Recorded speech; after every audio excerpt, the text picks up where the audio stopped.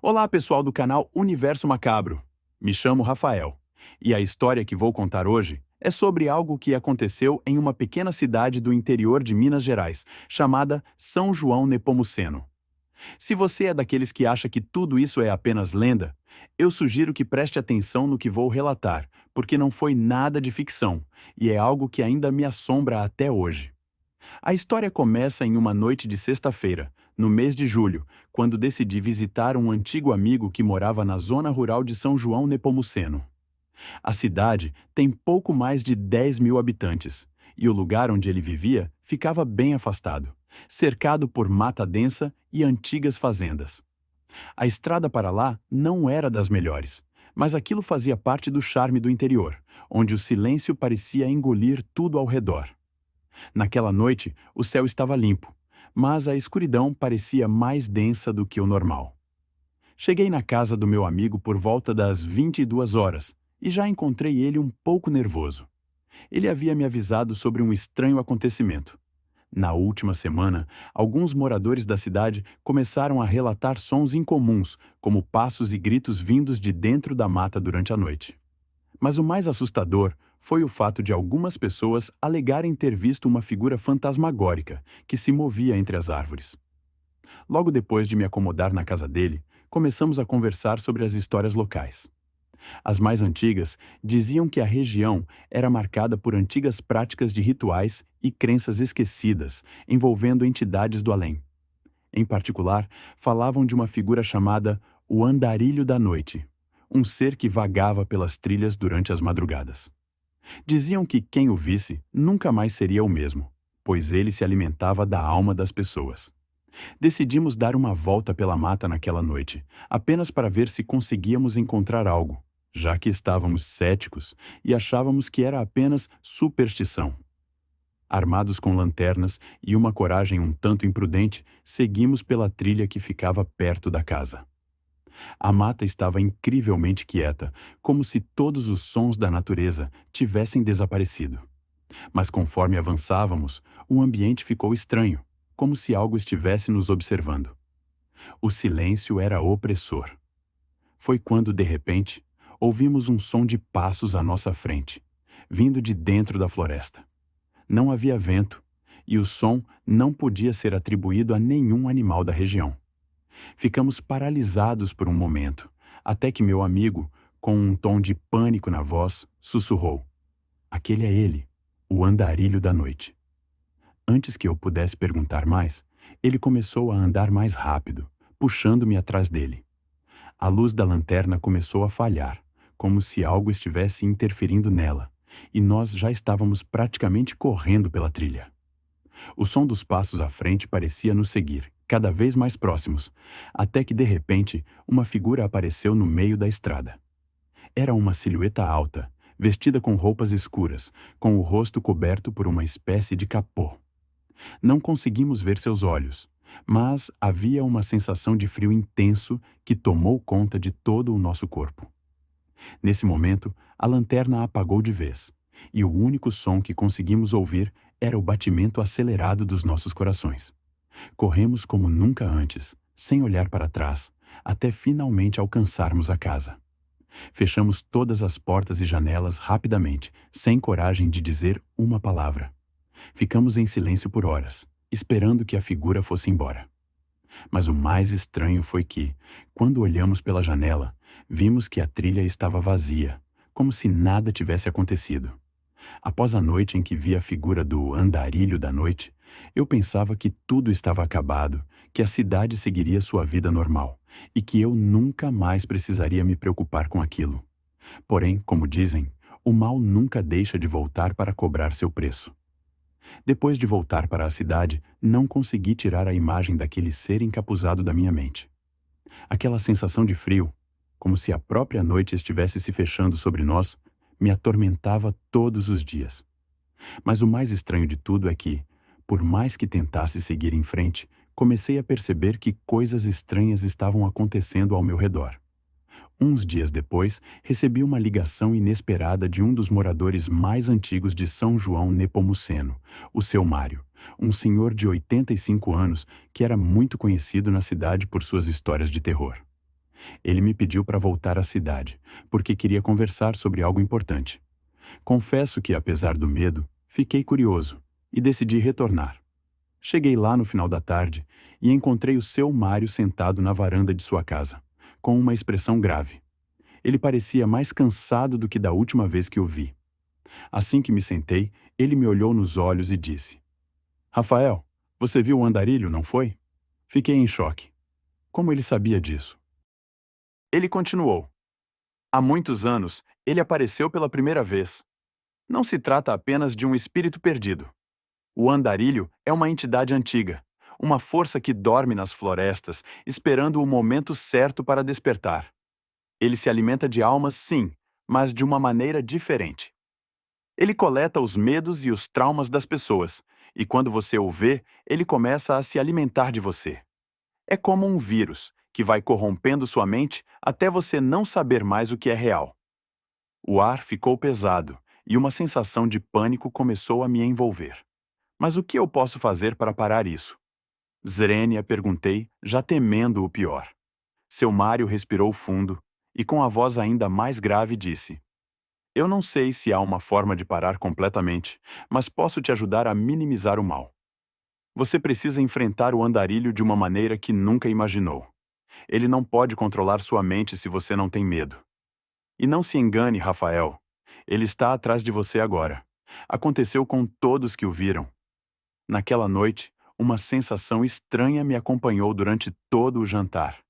A casa de seu Mário estava quieta demais, e eu poderia jurar que, em cada sombra, um par de olhos me observava. Antes de ir embora, ele me entregou um velho amuleto, dizendo que poderia me ajudar a afastar a presença da criatura. Mas a advertência foi clara.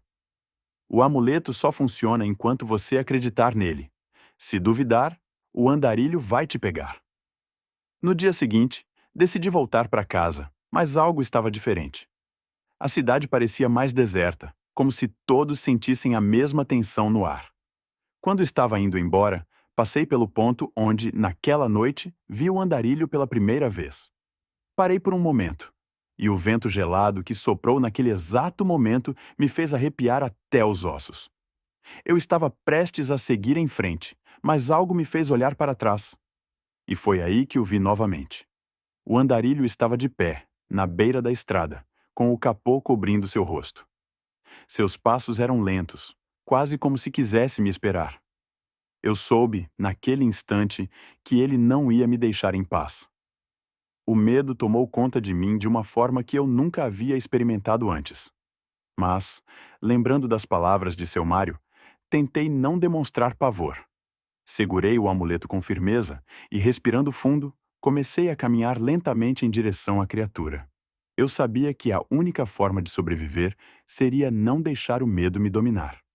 O andarilho, com seus passos pesados e lentos, começou a se aproximar.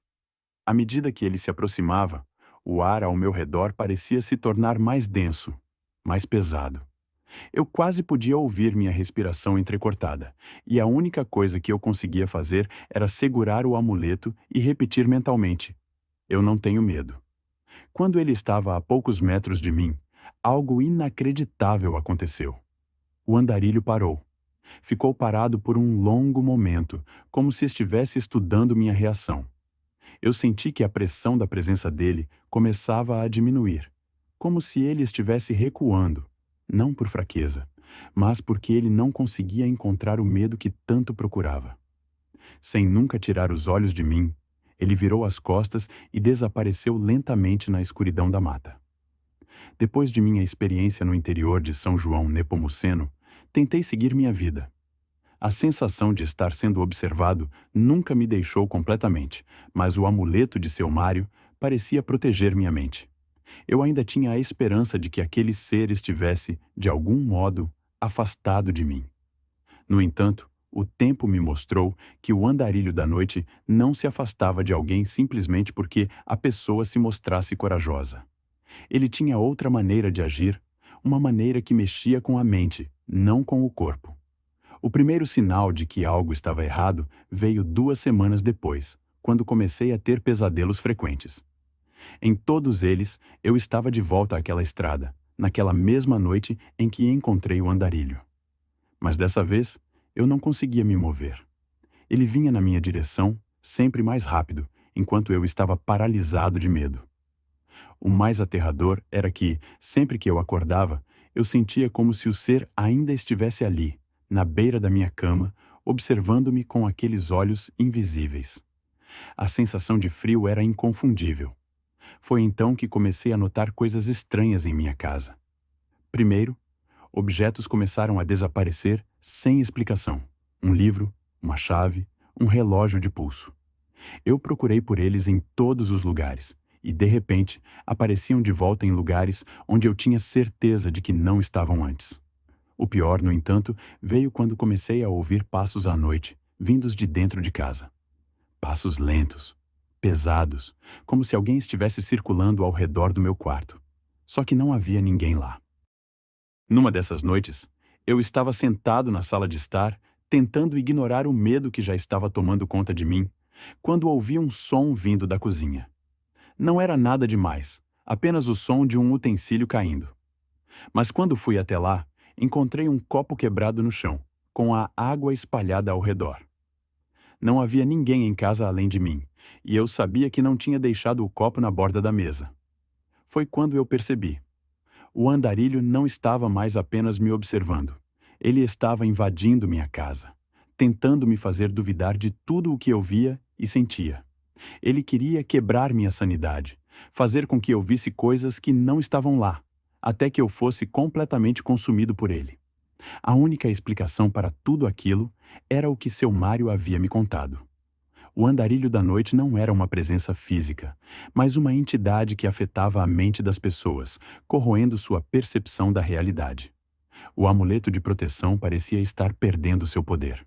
E, no fundo, eu sabia que precisava retornar ao lugar onde tudo começou, a mata, para enfrentar o andarilho mais uma vez. Eu estava ciente do risco, mas não via outra saída. Decidi então voltar para a cidade, mais uma vez. Quando cheguei lá, fui direto à casa de seu Mário. Ele parecia estar esperando por mim, e quando me viu, já soube o que havia acontecido. Você está vendo as coisas, não é? Ele perguntou com um olhar sério. Está sentindo a presença dele em todo lugar. Ele está no seu mundo agora, Rafael. Expliquei a ele sobre os pesadelos, os objetos desaparecendo, os passos à noite, e como tudo estava ficando insuportável. Seu Mário suspirou e me disse que, para enfrentar o andarilho de verdade, eu precisaria ir até o coração da mata, onde ele originalmente havia surgido. No dia seguinte à noite, tomei a decisão de seguir até o ponto onde me encontrei com ele pela primeira vez. A noite estava cerrada, e as sombras pareciam mais densas do que nunca. Fui sozinho, com o amuleto de seu Mário pendurado no pescoço e a coragem instável que me restava. À medida que me aproximava da trilha, o ar parecia ficar mais frio. O silêncio era absoluto. Mas, conforme avançava, pude ouvir o som dos passos novamente, como se alguém estivesse me seguindo. Olhei para trás, mas não havia ninguém. Eu continuei andando, sentindo uma pressão crescente sobre meus ombros, como se a própria mata estivesse tentando me engolir. Foi então que, de repente, o vi. O andarilho estava à frente, exatamente como antes, com seu capô cobrindo o rosto, parado, esperando. Ele não se movia, mas algo na sua presença parecia se expandir, como se ele estivesse crescendo em poder, sugando minha energia. Mas eu sabia o que precisava fazer. Agarrei o amuleto e, com um grito desesperado, disse: "Eu não tenho medo de você. Não vou ser mais sua vítima." Aquela frase parecia romper o silêncio, e o andarilho deu um passo à frente. O ar ao redor de nós ficou ainda mais pesado, como se a própria terra estivesse tremendo. E então, em um movimento rápido, ele ergueu a mão. Algo brilhou sob o capô, e eu percebi que ele estava me oferecendo algo. Um pedaço de papel envelhecido, coberto por símbolos estranhos. "Se você pegar isso, nunca mais será o mesmo." Ele sussurrou com uma voz que parecia vir de todos os lados ao mesmo tempo. Eu sabia que ele estava tentando me corromper, me fazer aceitar o que ele era. Não hesitei. Segurei o amuleto com força e, em um impulso de desespero, corri para ele, gritando novamente: "Eu não sou sua presa!" O que aconteceu depois foi algo indescritível. O andarilho deu um passo para trás e a figura começou a se desintegrar, como se estivesse sendo engolida pela escuridão. Os símbolos no papel começaram a brilhar, mas eu, com todo o meu ser, não os toquei. A última coisa que lembro antes de desmaiar foi a risada distante do andarilho, ecoando por toda a mata, como se ele ainda estivesse ali, à espera para retornar. Quando acordei, estava de volta à cidade. O andarilho havia desaparecido. Mas será que ele realmente se foi? Eu não tenho mais certeza. Se você que está me ouvindo já passou por algo parecido ou sentiu uma presença estranha em sua casa, não ignore os sinais.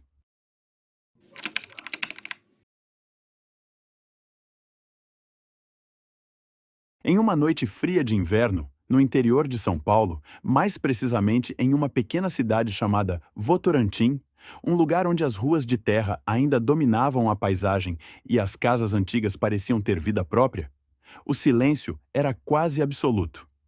Não havia luzes de postes nas ruas mais afastadas, e as pessoas evitavam sair à noite, dizendo que, quando o sol se punha, a cidade ganhava outra atmosfera. Era ali que aconteciam relatos misteriosos, como o de uma jovem chamada Ana, que certa madrugada decidiu visitar sua avó, que morava isolada em uma chácara na zona rural. O caminho até lá era tortuoso, e embora fosse um trajeto de apenas 10 minutos, Ana nunca o fazia à noite. Mas naquele dia, sem saber exatamente por quê, ela ignorou o pressentimento que sentia. Assim que ela entrou na estrada de terra que levava à chácara, uma densa névoa tomou conta do ambiente. Não era comum, mas Ana não deu muita importância.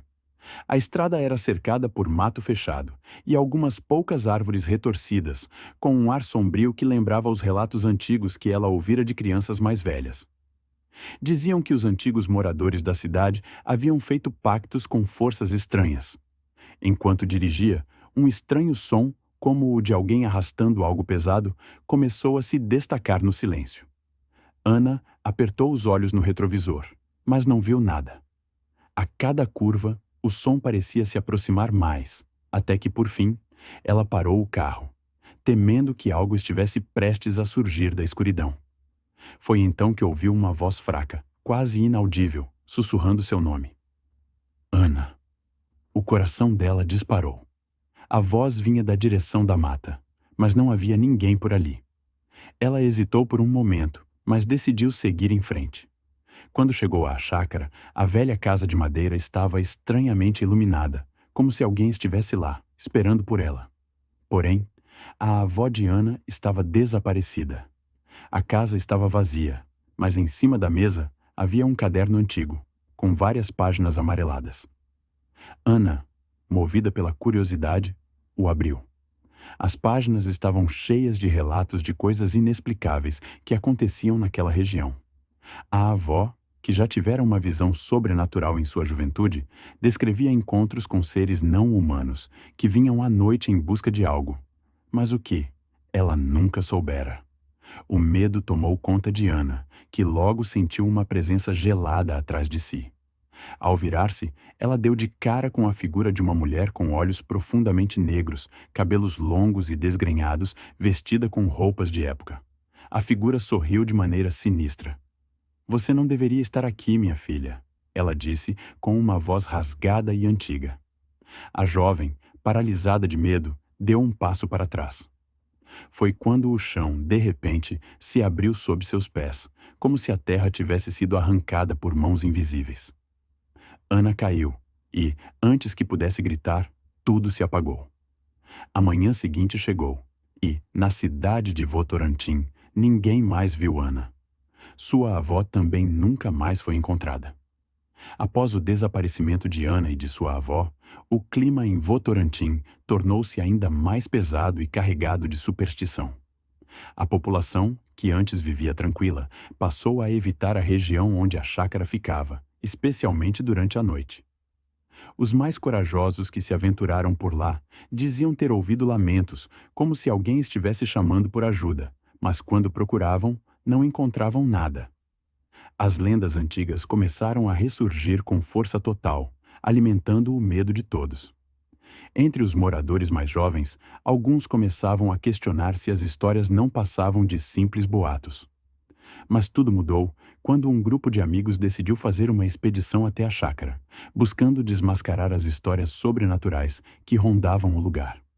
Era uma noite de lua cheia, e a coragem de Lucas, Fernanda, Daniel e Júlia parecia ser a única coisa que os mantinha unidos enquanto avançavam pela estrada de terra que levava àquela casa condenada.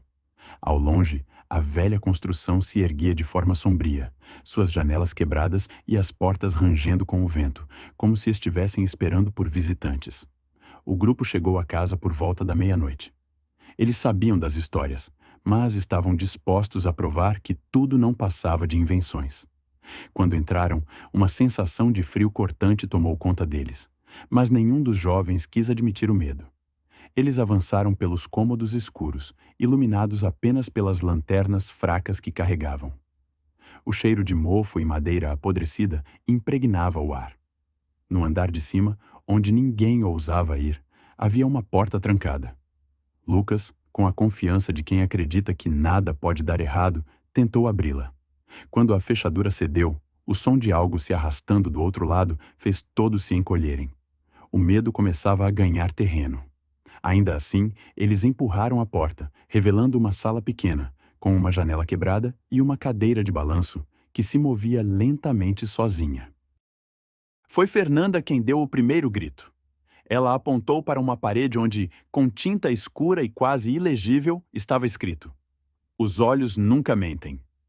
Daniel tentou explicar, dizendo que provavelmente era algo de algum morador anterior, mas a sensação de que estavam sendo observados era palpável.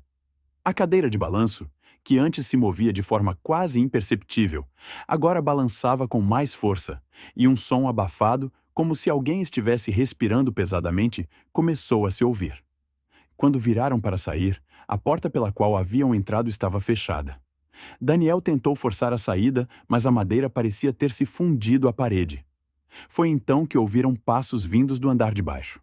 Mas não eram passos comuns, eram passos pesados, como se alguém carregasse algo muito grande. O grupo olhou entre si, com o pânico se alastrando. O som estava cada vez mais próximo. Júlia, a mais corajosa, resolveu descer primeiro. Mas ao pisar no primeiro degrau, o que ela viu congelou seu sangue. No meio da sala, em uma espécie de altar improvisado, estavam dezenas de pequenos bonecos de pano e fios de cabelo humano.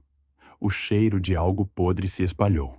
E no centro, um livro antigo, aberto em uma página que contava sobre rituais feitos para invocar entidades do além. Foi quando uma sombra alta e esquelética surgiu na porta. Seus olhos, completamente negros, refletiam a luz das lanternas de maneira hipnótica.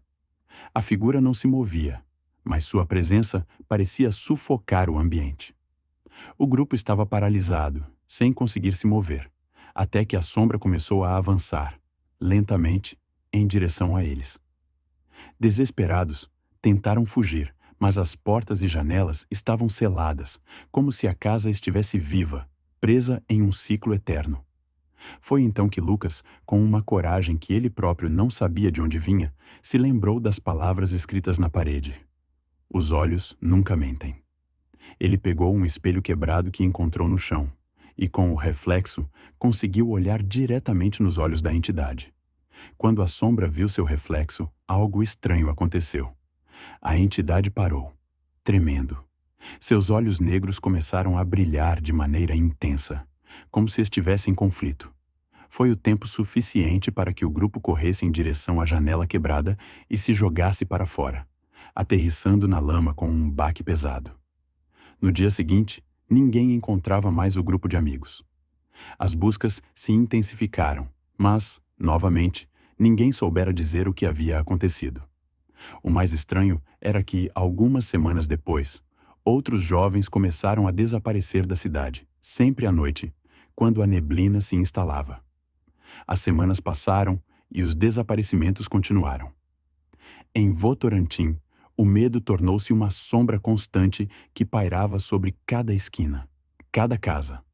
Os moradores mais antigos, aqueles que conheciam bem a história da cidade, falavam sobre as maldições que ainda pairavam sobre a região, mas ninguém ousava mais desafiar o sobrenatural.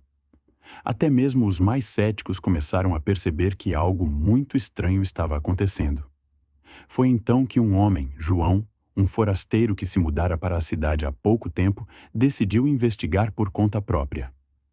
João, um jornalista de investigação com um gosto por mistérios, achava que poderia encontrar uma explicação lógica para todos os eventos. Ele ouviu as histórias sobre a casa maldita, os desaparecimentos e as visões estranhas, mas não acreditava em fantasmas ou entidades.